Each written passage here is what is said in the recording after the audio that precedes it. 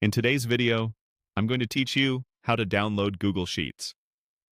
By the end, you'll know exactly where to click, what each download option means, and how to save a copy of your spreadsheet to your computer with confidence. First, open your web browser and go to Google's homepage. In the top right corner, look for the small grid icon, sometimes called the Waffle. This opens Google Apps. Click it to reveal the list of Google services available to you. From the Apps menu, click on Sheets. This takes you into Google Sheets, where you can see your recent files and templates. Now open the spreadsheet you want to download. If you don't see it right away, use the search bar at the top or browse your recent files. Make sure you open the correct document and the correct version before proceeding. With your spreadsheet open, move to the top left and click File. This is where all the key actions live. In the File menu, hover over or click Download. You'll see several download formats appear. This is where you choose the best format for how you plan to use the file.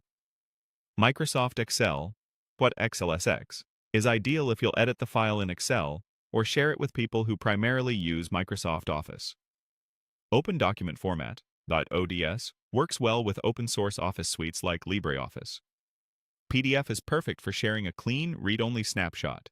It preserves the layout for printing or sending to someone who doesn't need to edit.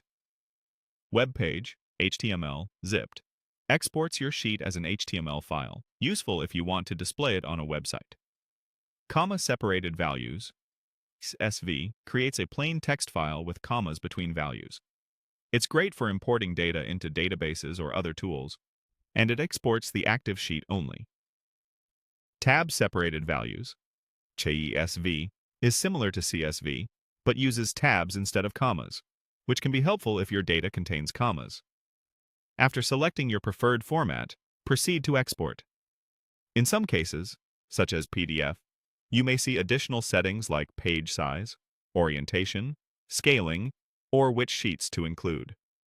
Adjust those if needed, then click Export or Download to start saving.